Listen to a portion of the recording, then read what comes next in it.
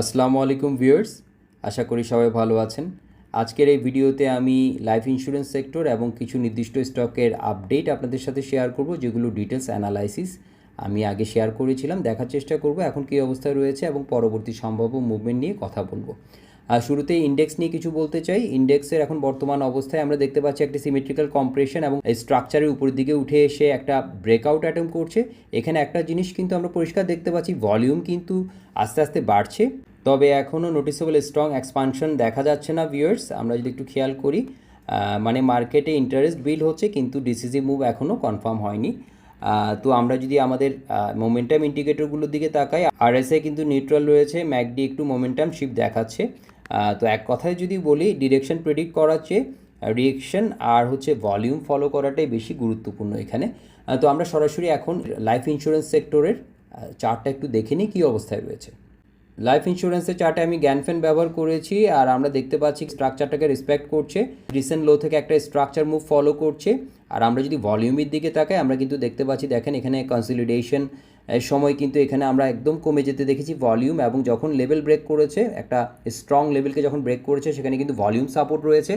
আর SI কিন্তু 63-তে রয়েছে positive, ম্যাকডিও কিন্তু আমরা পজিটিভ দেখতে পাচ্ছি। আর আরেকটা খুবই ইম্পর্টেন্ট যে ইন্ডিকেশন, সেটা হচ্ছে যে ইএমএ 200 লেভেলের উপরে অনেকটা সময় ধরে রাখার চেষ্টা করেছিল, আবার উপর নিচ করে ফাইনালি কিন্তু লেভেল ব্রেক করার সাথে সাথে সে কিন্তু অনেকটা ইএমএ 200-এর কনফার্মেশনটা নিয়ে এখন উপরের দিকে মুভে গেছে।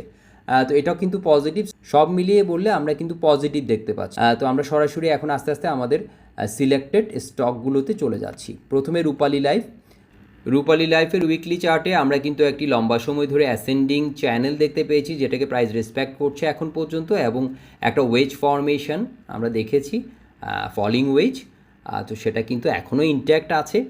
আর আমরা যদি এখন প্রাইস ধরে বলার চেষ্টা করি, আমি যখন অ্যানালাইসিসটি শেয়ার করেছিলাম এপ্রিলের 10 তারিখ, তখন প্রাইস ছিল 81, 81.5 লেভেলে, এখন 88-30 আজকে ক্লোজ করেছে। তো এখন যেটা হচ্ছে, ওয়েজ ফর্মেশনটা যদি ঠিকঠাক মতো ব্রেক করে দাঁড়াতে পারে, আমি যদি প্রাইস ধরে বলি, সেক্ষেত্রে 111-র উপর যদি এটা মানে ধরে রাখতে পারে একটা উইকলি ক্লোজ, সেই ক্ষেত্রে ভলিউমটা যদি ঠিকঠাক থাকে, তাহলে পরবর্তী ইম্পর্টেন্ট প্রাইস লেভেলগুলো, যেগুলোতে রিয়েকশন আমরা হয়তো দেখতে পাবো, যে লেভেলগুলো স্ট্রং 132, 210, 252। তো এটা কিন্তু উইকলি অ্যানালাইসিস ভিউয়ার্স, অবশ্যই এটা পজিশনাল মাইন্ডসেটে যারা রয়েছেন তাদের জন্য, এটা কিন্তু ট্রেডিং মেন্টালিটি যারা রয়েছেন তাদের জন্য না, এটা বুঝতে হবে। তো যাই হোক, আমরা যদি ভলিউমের দিকে তাকাই, আমরা দেখতে পাচ্ছি, দেখেন আমরা জানি যখন একটা চার্ট ফরমেশনের দিকে যায়, তখন কিন্তু ভলিউম কমে যায়, ব্রেকআউটে ভলিউমটা বাড়তে আমরা দেখি। সো আমরা দেখতে পাচ্ছি এখন কিন্তু ভলিউম অনেকটা কমে গেছে, একদম এখান থেকে যদি দেখি, দেখেন ভলিউম কিন্তু কমে গেছে, আমরা পরিষ্কারভাবে কিন্তু খেয়াল করতে পারছি। আমরা যদি একদম এখান থেকে দেখি, উপর থেকে দেখি, ভলিউম কিন্তু আমরা দেখতে পাচ্ছি যে কমে যাচ্ছে। সো এখন যদি ব্রেকআউটটা ঠিকঠাক মতো হয়, সেক্ষেত্রে হয়তো আমাদের জন্য পরবর্তী যে লেভেলগুলো ইম্পর্টেন্ট হবে 132, 210, 252। তো এটা ছিল রূপালী লাইফ। আমরা এরপরের স্টকে চলে যাচ্ছি বিজিআইসি, বাংলাদেশ জেনারেল ইন্স্যুরেন্স কোম্পানি। এটা ডেইলি চার্টে একটা ব্যাট ফর্মেশন, আমরা হারমোনিক ফর্মেশন দেখতে পাচ্ছি, এবং দেখেন এখানে কিন্তু বুলিশ হারামিও কিন্তু কনফার্ম করেছে। হারমোনিক ফর্মেশন, এদিকে আবার বুলিশ হারামি ডুয়েল ক্যান্ডেলিস্টিক প্যাটার্ন ফর্মেশন, যেটা আমাদেরকে এখানে একটা 31 একটা অ্যান্টিড সিগন্যাল দিয়েছিল। টার্গেট কিন্তু ছিল 3টা টার্গেট, আমরা দেখেছি একটা ছিল আপনার 33.5, আর একটা 36, 36.5 লেভেলে আমরা দেখেছি। তিনোটা টার্গেটই কিন্তু হিট করেছে। এখন প্রাইস কিন্তু 36 টাকা 30 পয়সা এখন ট্রেড হচ্ছে। তো এখন 36.5-এ আমরা একটা রিজেকশন দেখতে পাচ্ছি, আর এর উপরে কিন্তু একটা 38.5-এর লেভেল রয়েছে। সো আমরা এক কথায় যদি বলি, যদি প্রাইস 36 থেকে 38-এর এই লেভেলটা, ঠিক আছে, 38.5-এর এই লেভেলটা যদি ভেঙে, প্রাইস যদি এটা লেভেলটাকে ভেঙে যদি দাঁড়াতে পারে, সেক্ষেত্রে আমাদের উপরে 42.5 লেভেলটা রয়েছে, 40 থেকে 42.5-এর লেভেল, আর এটা ভেঙে যদি দাঁড়াতে পারে, সেই ক্ষেত্রে এর পরবর্তী যে ইম্পর্টেন্ট প্রাইস লেভেল, সেটা হচ্ছে 50-50-তে কী ধরনের রিয়াকশান দিচ্ছে সেটা আমাদেরকে দেখতে হবে। তো ডেল্টা লাইফে কিন্তু আমরা দেখতে পাচ্ছি একটা উইকলি টাইম ফ্রেমে এখানে একটা ওয়েজ ফর্মেশন, এবং আমি কিন্তু এখানে দুটো লেভেল হাইলাইট করে দিয়েছি, দুটো জোন আপনারা দেখতে পাচ্ছেন এখানে 76 থেকে 85, এটা এখন আমার ক্রিটিক্যাল জোন। এটাকে ভেঙে যদি 85-এর উপর দাঁড়াতে পারে প্রাইস, সেক্ষেত্রে আমাদের 110 থেকে 11, 123 থেকে 24 এই দুটো লেভেল ইম্পর্টেন্ট হতে পারে।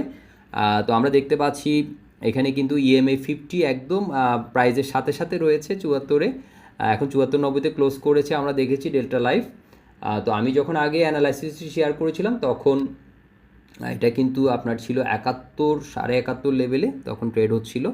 আর আমরা যদি নিচের একটা স্ট্রং লেভেল সাপোর্ট লেভেলের কথা বলি, সেক্ষেত্রে আমরা 60 থেকে 62 যে লেভেলটা রয়েছে সেটার দিকে আমরা নজর রাখতে পারি। এই লেভেলটা যদি ভেঙে ফেলে তাহলে কিন্তু এই স্ট্রাকচারটা আর ঠিক থাকবে না, তখন কিন্তু আমাদেরকে নতুন করে দেখতে হবে।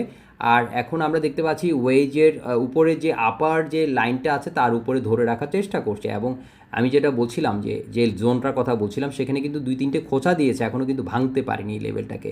আমরা দেখেছি 79 পর্যন্ত কিন্তু এখানে হাই দেখতে পাচ্ছি আমরা, উইকলি হাই, বাট ক্লোজগুলো কিন্তু অনেক নিচে ছিল। ঠিক আছে, আমরা যদি এখন আমাদের ইন্ডিকেটরের দিকে তাকাই, RSI 54-এ রয়েছে, আমরা দেখতে পাচ্ছি যেটা হচ্ছে যে এখন একটা নিউট্রাল অবস্থায় রয়েছে, আমরা ধরবো নিউট্রাল জোনে রয়েছে। তো প্রাইস কিন্তু আস্তে আস্তে আমরা প্রাইস বিল্ড আপ করতে দেখতে পাচ্ছি, প্রাইস কিন্তু আস্তে আস্তে বাড়ছে আমরা এই পর্যন্ত যেগুলো দেখলাম। এরপরে আমরা চলে যাচ্ছি সোনালী লাইফে। সোনালী লাইফ ইন্স্যুরেন্সে একটি কাপ অ্যান্ড হ্যান্ডেল ফর্মেশনের কথা বলেছিলাম, আর যখন অ্যানালাইসিস শেয়ার করেছিলাম প্রাইস চলছিল 58 টাকা, 58.5 টাকা লেভেলে, এখন চলছে 68। তো প্রাইস কিন্তু আস্তে আস্তে বাড়ছে, আর আমরা দেখতে পাচ্ছি হ্যান্ডেল ফর্মেশনটাকে ব্রেক করার চেষ্টা করছে। আর RSIর দিকে যদি তাকাই, এটা চলছে 58 অবস্থায় রয়েছে, মানে মোমেন্টাম ভালো, ম্যাকডিও কিন্তু পজিটিভ রয়েছে আমরা যদি দেখি। তো এখন আমাদের সামনে যে লেভেলটা আমাদের জন্য রিজেকশন একটা লেভেল হতে পারে, একটা রেজিস্ট্যান্স হতে পারে, সেটা হচ্ছে 71 থেকে 72 লেভেলটা। এটাকে যদি ভেঙে দাঁড়াতে পারে প্রাইস, সেই ক্ষেত্রে আমরা দেখতে পাচ্ছি 92টা আমাদের জন্য পরবর্তী একটা ইম্পর্ট্যান্ট লেভেল হিসেবে আমরা এটাকে দেখতে পাচ্ছি। ঠিক আছে, তো এটা ছিল সোনালী লাইফ, এখনও পজিটিভ দেখতে পাচ্ছি ভিউয়ার্স, এবং এখান থেকে বাড়ার সম্ভাবনা রয়েছে। তো এরপর আমরা চলে যাচ্ছি পপুলার লাইফে। পপুলার লাইফে আমরা একটা ডিসেন্ডিং চ্যানেলের মধ্যে প্রাইসকে দেখতে পাচ্ছি উঠানামা করতে, যেটাকে এখনও ভাঙতে পারেনি। তবে একটা ইন্টারেস্টিং বিষয় হচ্ছে আমরা বটমে কিন্তু অনেকগুলো ক্লাসিক্যাল ফর্মেশন দেখতে পাচ্ছি। এখানে হেড অ্যান্ড শোল্ডার বটম ছিল, যেটা টার্গেট হিট করেছে নেকলাইন ব্রিজ করার পর, এবং সেটার যে লেভেল আমরা কিন্তু একদম পারফেক্টভাবে এখানে সাপোর্ট হিসেবে আমরা কাজ করতে দেখতে পাচ্ছি। এবং আমরা যদি দেখাই কাপ অ্যান্ড হ্যান্ডেল ফর্মেশন, সেটাও কাজ করেছে। এরপর সিমেট্রিক্যাল কম্প্রেশনে গিয়ে সিমেট্রিক্যাল ট্রায়াঙ্গেল, সেটাও কিন্তু ঠিকঠাক মতো টার্গেট হিট করেছে।